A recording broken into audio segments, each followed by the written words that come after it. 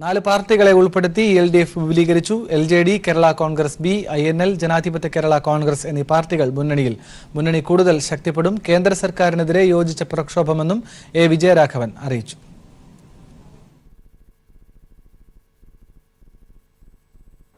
ധാരാളം പാർട്ടികൾ ഇടതുപക്ഷ മുന്നണിയിൽ വരുന്നതിന് വേണ്ടിയുള്ള താല്പര്യം പ്രകടിപ്പിച്ചിട്ടുണ്ട്, സഹകരിച്ച് പ്രവർത്തിക്കുന്നുണ്ട്. ഏതാണ്ട് 1 ഡസൻ 12ഓളം പാർട്ടികളാണ് നമ്മളുമായിട്ടിപ്പോൾ സഹകരിച്ച് പ്രവർത്തിക്കുന്നത്.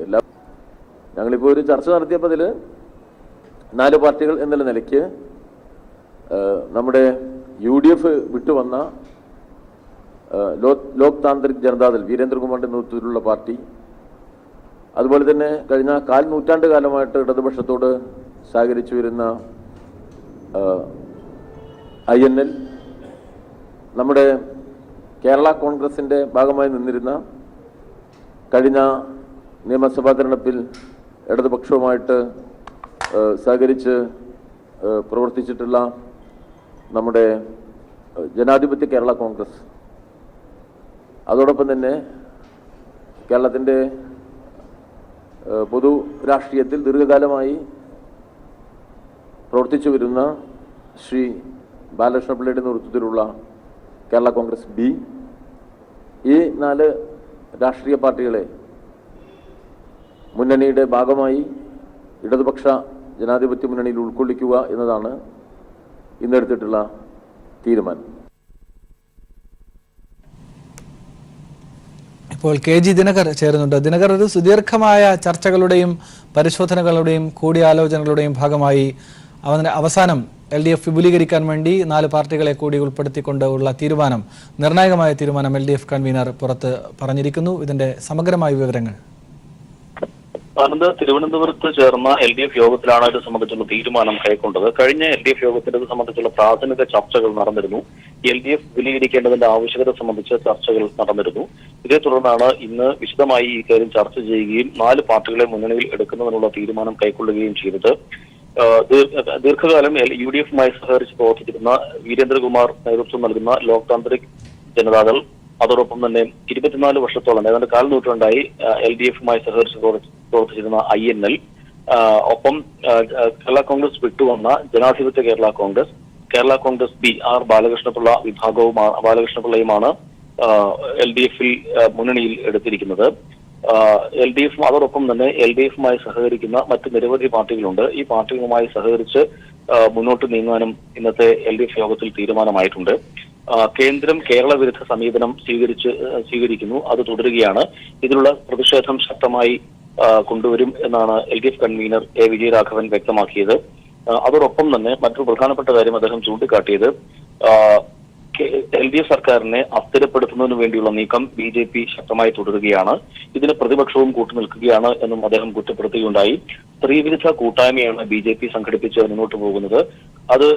അതിന് കോൺഗ്രസും സപ്പോർട്ട് നൽകുകയാണ് എന്നും അദ്ദേഹം കുറ്റപ്പെടുത്തി. ഇത്തരം സ്ത്രീവിരുദ്ധ നിലപാടുകൾ മുന്നോട്ട് വെച്ച് പ്രവർത്തിക്കുന്ന BJPയുടെയും കോൺഗ്രസിന്റെയും നിലപാടുകൾക്കെതിരെ ശക്തമായ പ്രതിഷേധവുമായി ശക്തമായ നിലപാട് സ്വീകരിച്ച് LDF മുന്നോട്ട് പോകും എന്നും അദ്ദേഹം ചൂണ്ടിക്കാട്ടി.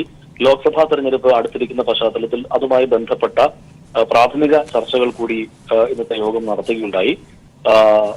LDFിന്റെ അടിത്തറ വിപുലീകരിക്കപ്പെട്ട സാഹചര്യത്തിൽ ഇനി തുടർന്നുള്ള ദിവസങ്ങളിൽ ശക്തമായ പ്രവർത്തനവുമായി മുന്നോട്ട് പോകാനാണ് തീരുമാനിച്ചിട്ടുള്ളത്. പ്രത്യേകിച്ച് ജനുവരിയിൽ നിരവധിയായ സെമിനാറുകൾ സംഘടിപ്പിച്ചുകൊണ്ട് BJPക്കെതിരെ ഒരു മതനിരപേക്ഷ സർക്കാരിനെ കേന്ദ്രത്തിൽ അധികാരത്തിൽ കൊണ്ടുവരിക എന്നതാണ് LDF ലക്ഷ്യം വയ്ക്കുന്നത്. അതിനുവേണ്ടിയുള്ള പ്രവർത്തനങ്ങൾ സജീവമാക്കി മുന്നോട്ട് കൊണ്ടുപോകും എന്നും അദ്ദേഹം ചൂണ്ടിക്കാട്ടുകയുണ്ടായി. ശരി, KG ദിനകറാണ് വിശദാംശങ്ങൾ നൽകിയത്. RLSPക്ക് പിന്നാലെ അപ്നാദളും NDA വിടാൻ ഒരുങ്ങുന്നു. സംസ്ഥാന കേന്ദ്ര സർക്കാരുകളുടെ പരിപാടികളിൽ നിന്ന് പാർട്ടി പ്രതിനിധികളെ ബോധപൂർവം ഒഴിവാക്കുന്നതിലും കൂടുതൽ സീറ്റുകൾ നൽകണം എന്ന ആവശ്യം പരിഗണിക്കാത്തതിലും പ്രതിഷേധിച്ചാണ് പാർട്ടി സഖ്യം വിടാൻ ഒരുങ്ങുന്നത്.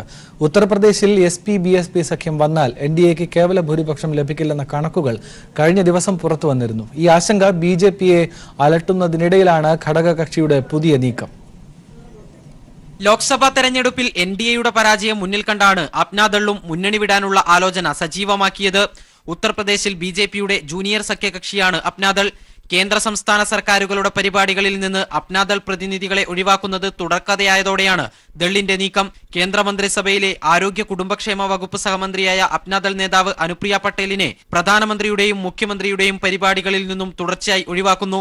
ഉത്തർപ്രദേശ് BJPയുടെ ഈ രീതി തിരുത്താൻ കേന്ദ്ര നേതൃത്വം തയ്യാറായില്ലെങ്കിൽ BJPക്ക് ഉത്തർപ്രദേശിൽ വലിയ വില നൽകേണ്ടി വരുമെന്നാണ് അപ്നാദൾ അധ്യക്ഷൻ ആശിഷ് പട്ടേലിന്റെ മുന്നറിയിപ്പ്. 2014 ലോക്സഭാ തെരഞ്ഞെടുപ്പിൽ മത്സരിച്ച 2 സീറ്റുകളിലും അപ്നാദൾ വിജയിച്ചിരുന്നു.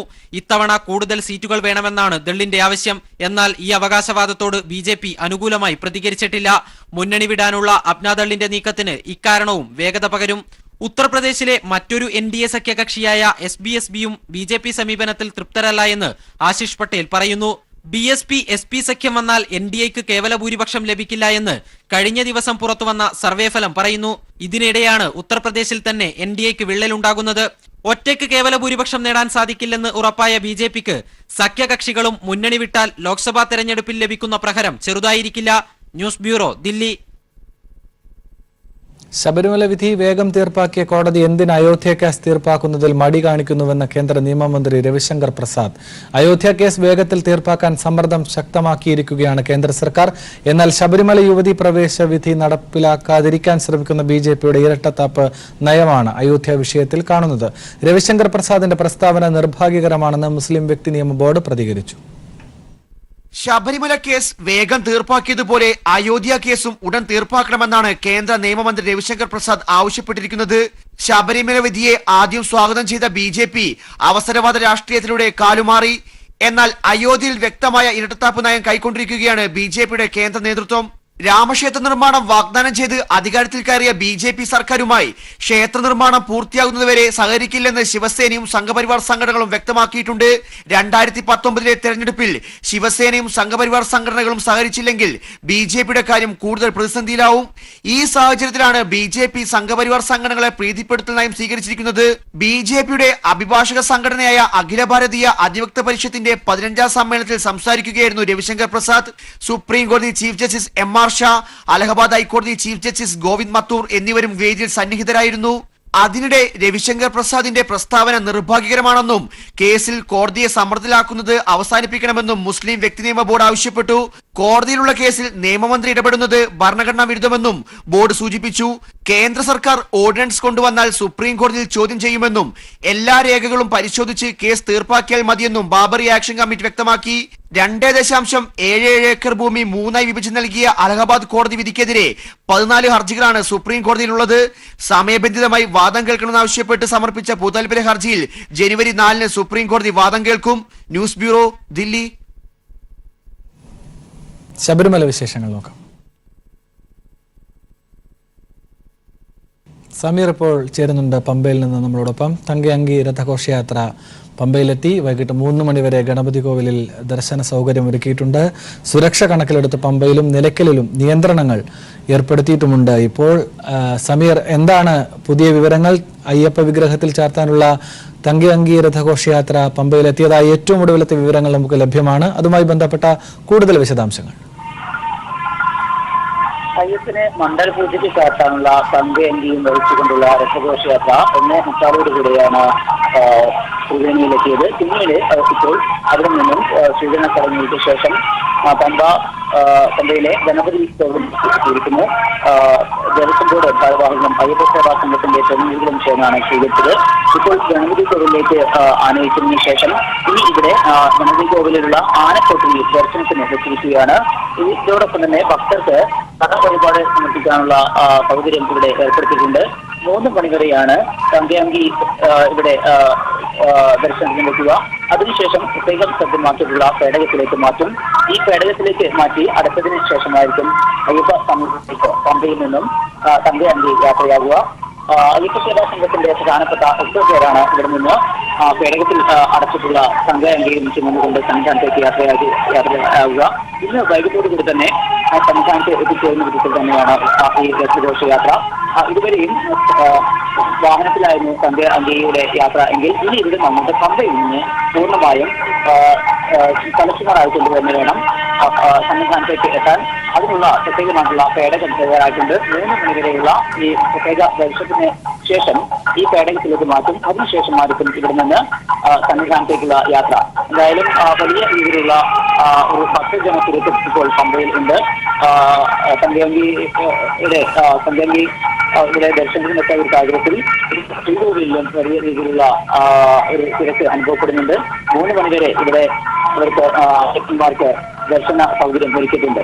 എന്തായാലും വലിയ ഒരു ഭക്തജനത്തിലേക്ക് ഈ ദിവസങ്ങളിൽ നമുക്ക് കാണാൻ കഴിയുന്നു. കഴിഞ്ഞ ഏതാനും ദിവസങ്ങളായിട്ടുണ്ട്, പ്രത്യേകിച്ചും കഴിഞ്ഞ 4 ദിവസങ്ങളായിട്ടുണ്ട് 1,25,000-ഓളം ഭക്തന്മാരാണ് സന്നിധാനത്തേക്ക് എത്തിക്കൊണ്ടിരിക്കുന്നത്. ഇന്നും സമാനമായ രീതിയിലുള്ള ഭക്തജന പ്രവാഹം നമുക്ക് കാണാൻ കഴിഞ്ഞു. സന്നിധാനത്തേക്ക് പോകുന്നവരും സന്നിധാനത്തിൽ നിന്നും തിരിച്ചിറങ്ങുന്നവരുമായിട്ടുണ്ട്. പമ്പയിലും വലിയ ഒരു തിരക്ക് അനുഭവപ്പെടുന്നുണ്ട്. നമുക്കറിയാം രഥഘോഷയാത്ര വരുന്ന വേളയിൽ അതിന് വലിയ സൂചന നൽകുന്നു. അതോടൊപ്പം തന്നെ ഘോഷയാത്രകളിലൂടെ സന്നിധാനത്തേക്ക് പോകാൻ നിരവധി അയ്യപ്പന്മാരും ഉണ്ടാകാറുണ്ട്. അതുകൊണ്ട് തന്നെ ഇന്നത്തെ ദിവസം പ്രായമായ അയ്യപ്പന്മാർക്കും അതോടൊപ്പം തന്നെ മാളികപ്പുറം അതുപോലെ കന്നി അയ്യപ്പന്മാർ അതുപോലെ ആരോഗ്യ പ്രശ്നമുള്ളവർക്കൊക്കെ ഇന്ന് ഈ രഥഘോഷയാത്ര പോകുന്ന വേളയിൽ ഇവിടെ നിന്ന് സന്നിധാനത്തേക്ക് പോവുക ഏറെ ബുദ്ധിമുട്ടാണ്. അതുകൊണ്ട് തന്നെയാണ് ഇന്ന് 1 മണി മുതൽ വൈകിട്ട് 7 മണി വരെ നിലയ്ക്കലിലും പമ്പയിലും അയ്യപ്പന്മാർക്ക് ഒരു നിയന്ത്രണം ഏർപ്പെടുത്തിയിരിക്കുന്നത്. ഇനി രഥഘോഷയാത്ര ഇവിടെ നിന്ന് പമ്പയിൽ നിന്ന് യാത്ര പുറപ്പെട്ട ശേഷം മാത്രമായിരിക്കും ഈ നിയന്ത്രണം ഒഴിവാക്കുക. ഒരു വിധത്തിലുള്ള അപകടങ്ങളും ഉണ്ടാവാതെ വളരെ സുഖകരമായിക്കൊണ്ട് തന്നെ രഥഘോഷയാത്ര കടന്നു പോകാൻ അവസരമൊരുക്കുക എന്നുള്ള ലക്ഷ്യത്തോടു കൂടിയാണ് പോലീസിന്റെ ഈ ഒരു നിയന്ത്രണം. ഇതിനൊപ്പം തന്നെ നിലയ്ക്കൽ കഴിഞ്ഞ ഏതാനും സമയങ്ങളൊക്കെ നേരത്തെ ഉണ്ടായിരുന്നത് വലിയൊരു വാഹന ഗതാഗത കുറിച്ച് നിലനിന്ന ഒരു സാഹചര്യം ഉണ്ടായിരുന്നു. അത്തരത്തിലുള്ള കാര്യങ്ങളെല്ലാം മുന്നിൽ കണ്ടുകൊണ്ട് പാർക്കിംഗ് ഉൾപ്പെടെയുള്ള കാര്യങ്ങളിൽ പോലീസും ശരി സമീർ, ഏതായാലും കൂടുതൽ വിശേഷങ്ങളിലേക്ക് നമുക്ക് എത്താം. ഏതായാലും തങ്കയങ്കി രഥഘോഷയാത്ര പമ്പയിൽ എത്തിയിരിക്കുന്നു. ഗണപതി കോവിലിൽ 3 മണിവരെ ഇതിന്റെ ദർശന സൗകര്യങ്ങൾ ഉണ്ടായിരിക്കും. ചെറിയ നിയന്ത്രണങ്ങളും ഇതുമായി ബന്ധപ്പെട്ട് പമ്പയിലും നിലയ്ക്കലിലും തുടരുന്നുണ്ട്. വിശദാംശങ്ങളാണ് പമ്പയിൽ നിന്ന് സമീർ നൽകിയത്. ശബരിമലയിൽ ഇതുവരെ 32 ലക്ഷം തീർത്ഥാടകർ എത്തിയെന്ന് ദേവസ്വം ബോർഡ് പ്രസിഡന്റ് പത്മകുമാർ അറിയിച്ചു. കഴിഞ്ഞ വർഷത്തെ അപേക്ഷിച്ച് വരുമാനം കുറഞ്ഞു. തീർത്ഥാടനം അട്ടിമറിക്കാൻ ശ്രമം നടന്നു. പോലീസ് ആത്മസംയമനത്തോടെ ഇടപെട്ടുവെന്നും ദേവസ്വം ബോർഡ് പ്രസിഡന്റ് അറിയിച്ചു. ശബരിമലയിൽ മണ്ഡലപൂജയ്ക്കായുള്ള അവസാനവട്ട ഒരുക്കങ്ങളാണ് സന്നിധാനം. എന്തായാലും ഈ വർഷത്തെ മണ്ഡലപൂജ നാളെയാണ് നടക്കുന്നത്. അതിന്റെ ഭാഗമായി പാറന്മുള പാർത്ഥസാരഥി ക്ഷേത്രത്തിൽ നിന്ന് തങ്കയങ്കി വഹിച്ചുകൊണ്ടുള്ള ഘോഷയാത്ര ഇപ്പോൾ അല്പസമയത്തിനകം പമ്പ ഗണപതി ക്ഷേത്രത്തിലെത്തും. തുടർന്ന് അവിടെ നിന്നും ഘോഷയാത്രയായി ശരംകുത്തിയിൽ വരെ കൊണ്ടുവരും. ശരംകുത്തിയിൽ നിന്ന് ദേവസ്വം ബോർഡ് പ്രതിനിധികൾ പോയി തങ്കയങ്കി സ്വീകരിച്ച് ഈ 18ാം പടിക്ക് മുകളിൽ വരെ എത്തിക്കും. ഇവിടെ വെച്ച് ദേവസ്വം ബോർഡ് പ്രസിഡന്റ് ഉൾപ്പെടുന്ന സംഘം തങ്കയങ്കി ഏറ്റുവാങ്ങും. തുടർന്ന് ശ്രീകോവിലിനകത്തേക്ക് തങ്കയങ്കി കൊണ്ടുപോകും. തുടർന്ന് തങ്കയങ്കി ചാർത്തിക്കൊണ്ടുള്ള ദീപാരാധന നടക്കും. കളഭാഭിഷേകത്തിന് ശേഷം ദീപാരാധനയ്ക്ക് ശേഷം മാത്രമാണ് ഭക്തർക്ക് പ്രവേശനമുള്ളത്. 4 മണിക്ക് ശേഷം ദിവ്യദർശനമുണ്ട്. എന്തായാലും ഇതോടുകൂടി ഈ ഒരു 41ാം ദിവസത്തിലെ പൂജയോട് കൂടി തന്നെ ഈ വർഷത്തെ മണ്ഡലകാലം അതിന്റെ പരിസമാപ്തിയിലേക്ക് എത്തും. ശേഷം 30-നാണ് നട തുറക്കുന്നത്. 30-ന് മകരവിളക്ക് മഹോത്സവത്തിന് വേണ്ടിയാണ് നട തുറക്കുന്നത്. ജനുവരി 14-നാണ് ഈ വർഷത്തെ മകരവിളക്ക് മഹോത്സവം.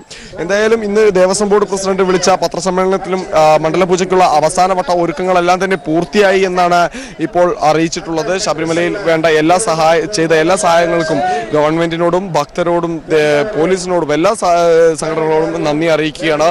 ശബരിമല തകർക്കാനുണ്ടായിരുന്ന ഗൂഢനീക്കത്തെ എല്ലാവരും ചേർന്ന് ഒറ്റപ്പെടുത്തി അത് കൃത്യമായി പൊളിച്ചെടുക്കാൻ സാധിച്ചു. വ്യാജ പ്രചരണങ്ങൾ ശബരിമലയുടെ പേരിലുണ്ടായി.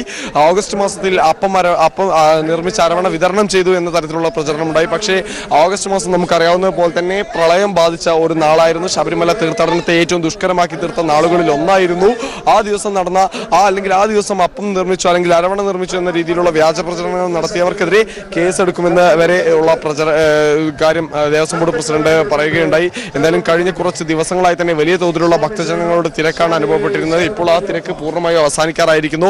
18ാം പടിയിലേക്ക് ഒഴുകിയെത്തിക്കൊണ്ടിരിക്കുന്ന ഭക്തരുടെ എണ്ണത്തിലും കാര്യമായ കുറവുണ്ടായിരിക്കുന്നു. ഇനി അല്പസമയം മാത്രമാണ് ഭക്തരെ കടത്തിവിടുന്നത്.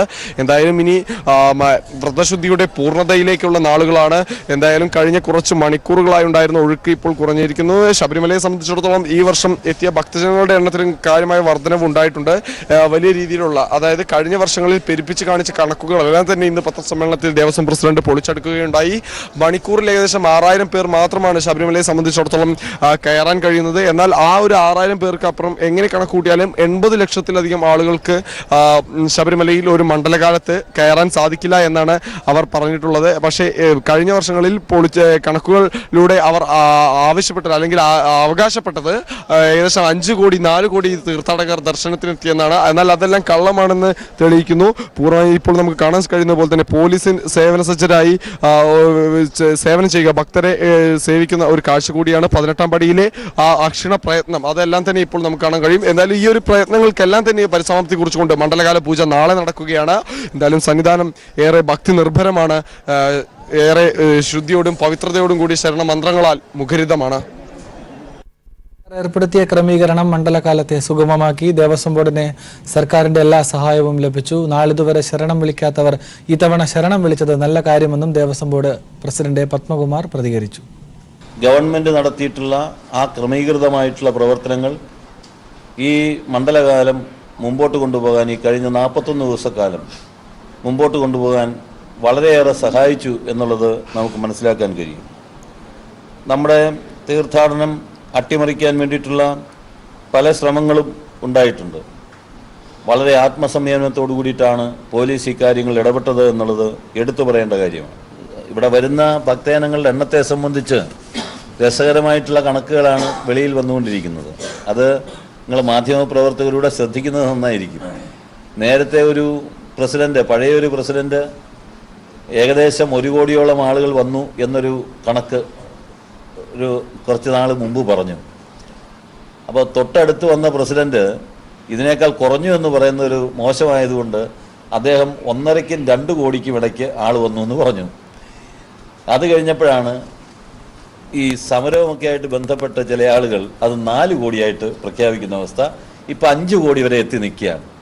യഥാർത്ഥത്തിൽ നമ്മൾ കാണേണ്ടത് കഴിഞ്ഞ വർഷം ശബരിമലയിൽ എത്തിച്ചേർന്ന ഭക്തജനങ്ങളുടെ എണ്ണം 68 ലക്ഷമാണ്. അത് ഇപ്രാവശ്യം ഇതുവരെ 30 ലക്ഷത്തിലധികം വന്നു കഴിഞ്ഞു. ഇത് നമ്മളൊരു കണക്ക്, ഇല്ലാത്ത കണക്ക് പറഞ്ഞ് ആരെയും ബോധ്യപ്പെടുത്തേണ്ട കാര്യമില്ല. ദേവസ്വം ബോർഡ് ഞങ്ങളെ സംബന്ധിച്ച് അങ്ങനെ ഒരു അനാവശ്യമായ കണക്ക് പറഞ്ഞ് ബോധ്യപ്പെടുത്തേണ്ട ഒരു സാഹചര്യവും നിലവിലില്ലാത്തത് കൊണ്ടാണ് യഥാർത്ഥ കണക്ക് ഞങ്ങൾ പറയുന്നത്. വനിതാ മതിലിന്റെ പ്രചരണ പ്രവർത്തനങ്ങളിൽ പങ്കാളിയായതിന്റെ പേരിൽ SNDP യൂണിയൻ അംഗത്തിന്റെ കട അടിച്ചു തകർത്തു. SNDP മാവേലിക്കര യൂണിയൻ അംഗം ദേവകുമാറിന്റെ കടയാണ് തകർത്തത്. സംഭവത്തിന് പിന്നിൽ BDJS നേതാവാണ് എന്നാണ് ആരോപണം. ലോക്സഭാ തെരഞ്ഞെടുപ്പിനുള്ള സ്ഥാനാർത്ഥി ചർച്ചകൾ ആരംഭിച്ചതോടെ കോൺഗ്രസിൽ സ്ഥാനാർത്ഥി മോഹികൾ ചരടുവലി ആരംഭിച്ചു. മധ്യകേരളത്തിലെ 6 മണ്ഡലങ്ങളിലേക്കായി 50-ലേറെ നേതാക്കളാണ് ഹൈക്കമാൻഡിനെ സമീപിച്ചത്. ഇതിനിടെ കേരള കോൺഗ്രസിന്റെ കോട്ടയം സീറ്റിൽ ജോസ് കെ മാണിയുടെ ഭാര്യ നിഷയെ മത്സരിപ്പിക്കാനുള്ള ചരടുവലികൾ KM മാണിയും ആരംഭിച്ചു. മാവേലിക്കര മുതൽ തൃശൂർ വരെയുള്ള മധ്യകേരളത്തിലെ 7 ലോക്സഭാ മണ്ഡലങ്ങളിൽ കോട്ടയം ഒഴികെ 6 കോൺഗ്രസ് സ്ഥാനാർത്ഥികളായിരുന്നു കഴിഞ്ഞ തവണ മത്സരിച്ചത്. കേരള കോൺഗ്രസിന്റെ കൈവശമുള്ള കോട്ടയവും കോൺഗ്രസ് മത്സരിച്ച ഇടുക്കിയും പരസ്പരം വെച്ചുമാറാൻ ആലോചിച്ചെങ്കിലും മാണി ഗ്രൂപ്പിന്റെ നിസ്സഹകരണം മൂലം ആ നീക്കം തുടക്കത്തിലേ പൊളിഞ്ഞു. ഇടുക്കി തെരഞ്ഞെടുത്താൽ ജോസഫ് വിഭാഗത്തിന് നൽകേണ്ടി വരുമെന്ന തിരിച്ചറിവാണ് മാണിയെ ഇതിൽ നിന്നും പിന്തിരിപ്പിച്ചത്. കോട്ടയം സീറ്റിൽ ജോസ് കെ മാണിയുടെ ഭാര്യ നിഷയെ മത്സരിപ്പിക്കാനാണ് മാണിയുടെ ശ്രമം. കോട്ടയം ലഭിച്ചാൽ ഉമ്മൻചാണ്ടിയെ സ്ഥാനാർത്ഥിയാക്കാനായിരുന്നു കോൺഗ്രസിലെ ധാരണ. കോട്ടയം വിട്ടുതരില്ലെന്ന് മാണി അറിയിച്ചതോടെ ഉമ്മൻചാണ്ടിയെ ഇടുക്കിയിൽ മത്സരിപ്പിക്കാനും ആലോചനയുണ്ട്. എന്നാൽ ഇടുക്കി സീറ്റിനായി 7 പേർ രംഗത്തുണ്ട്. ഡീൻ കുര്യാക്കോസ്, മാത്യു കുഴൽനാടൻ, PC ചാക്കോ തുടങ്ങിയവരാണ് ഇടുക്കിക്കായി ഇടിക്കുന്നത്. എറണാകുളമാണ് UDF സ്ഥാനാർത്ഥി ബാഹുല്യം നേരിടുന്ന മറ്റൊരു മണ്ഡലം. സിറ്റിംഗ് MP KV തോമസിനാണ് മുൻതൂക്കം. സിമി റോസ്ബൽ ജോൺ, ഹൈബി ഈഡൻ, ടോണി ചമ്മണി, മുൻ collector MP Joseph, Dominic presentation എന്നീ നേതാക്കളും സീറ്റിനായി ശ്രമിക്കുന്നു. AK ആന്റണിയുടെ പിന്തുണ KV തോമസിനാണ്. എന്നാൽ രമേശ് ചെന്നിത്തലയും KC വേണുഗോപാലും സിമി റോസ്ബൽ ജോണിനു വേണ്ടി ഹൈക്കമാൻഡിൽ ശുപാർശ ചെയ്തു കഴിഞ്ഞു. നിലവിൽ PSC അംഗമായ സിമിയുടെ കാലാവധി ജനുവരിയിൽ പൂർത്തിയാകും. തൃശൂരിനായി PC ചാക്കോയും VM സുധീരനും കടുത്ത മത്സരത്തിലാണ്. തനിക്ക് ലഭിച്ചില്ലെങ്കിൽ TN പ്രതാപന് സീറ്റ് നൽകണമെന്നാണ് സുധീരന്റെ ഉപാധി. Chalakudy മണ്ഡലത്തിനായി KP Dhanapalan, TN Prathapan, PC Chacko തുടങ്ങിയ നേതാക്കളുടെ ഒരു നിര തന്നെ രംഗത്തുണ്ട്. ചാലക്കുടി, തൃശൂർ മണ്ഡലങ്ങളിൽ 1 യൂത്ത് കോൺഗ്രസിന് നൽകാൻ ഹൈക്കമാൻഡ് തീരുമാനിച്ചാൽ ചിത്രം മാറും. ലോക്സഭാ തെരഞ്ഞെടുപ്പിന് മാസങ്ങൾ ശേഷിക്കുന്നുണ്ടെങ്കിലും ഇതിനകം തന്നെ കോൺഗ്രസിൽ മറ്റൊരു മത്സരം ആരംഭിച്ചു കഴിഞ്ഞു. സീറ്റിനായുള്ള നെട്ടോട്ടത്തിലാണ് പല പ്രമുഖ കോൺഗ്രസ് നേതാക്കളും കേരളത്തിൽ. ഇതിനിടെ കോട്ടയം സീറ്റിൽ ജോസ് കെ മാണിയുടെ ഭാര്യയെ മത്സരിപ്പിക്കാനുള്ള KM മാണിയുടെ നീക്കം UDF-ൽ മറ്റൊരു കലാപത്തിന് വഴി തുറന്നിട്ടുണ്ട്. കൊച്ചിയിൽ നിന്നും സാലി മുഹമ്മദ്. ബാങ്ക് യൂണിയനുകളുടെ സംയുക്ത സംഘടനകളുടെ ദേശീയ പണിമുടക്ക് ഇന്ന്. രാജ്യത്തെ പൊതുമേഖലാ ബാങ്കുകളുടെ ലയന നീക്കത്തിൽ പ്രതിഷേധിച്ചാണ് സമരം. വിജയ ബാങ്കും ദേന ബാങ്കും ബാങ്ക് ഓഫ് ബറോഡയിൽ ലയിപ്പിക്കുന്നതിനെതിരെയാണ് united forum of bank unions പണിമുടക്ക് നടത്തുന്നത്. ബാങ്ക് ജീവനക്കാർ ജില്ലാ ആസ്ഥാനങ്ങളിൽ പ്രകടനം നടത്തും. സമരത്തെയും അവധികളെയും തുടർന്ന് ബാങ്കുകൾ കഴിഞ്ഞ വെള്ളിയാഴ്ച മുതൽ തുടർച്ചയായി അടഞ്ഞുകിടക്കുകയാണ്.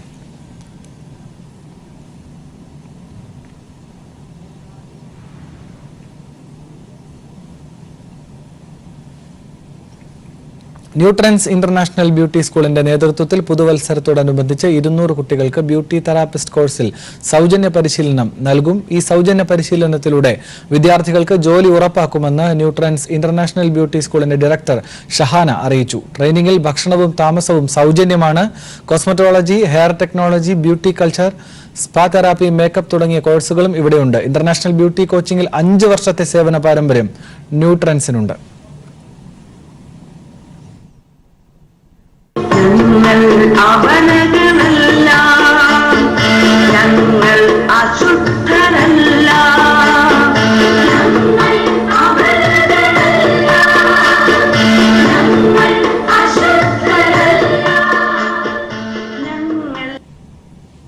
കേരളത്തിൽ നടന്ന മാറുമറയ്ക്കൽ സമരം പോലെ വനിതാ മതിലും ശ്രദ്ധേയമാകുമെന്ന് മണിമലർക്കാവ് സമരനായിക മീനാക്ഷി പ്രതികരിച്ചു. 1956-ൽ മണിമലർക്കാവ് മാറുമറയ്ക്കൽ സമരത്തിന് ഞങ്ങളൊത്ത് പരിശ്രമിച്ചതുപോലെ, സമരം ചെയ്തതുപോലെ ഇപ്പോഴും ചിലർ അങ്ങനെ തുടരണം. അതിനുവേണ്ടി എൻ്റെ ആശംസകൾ.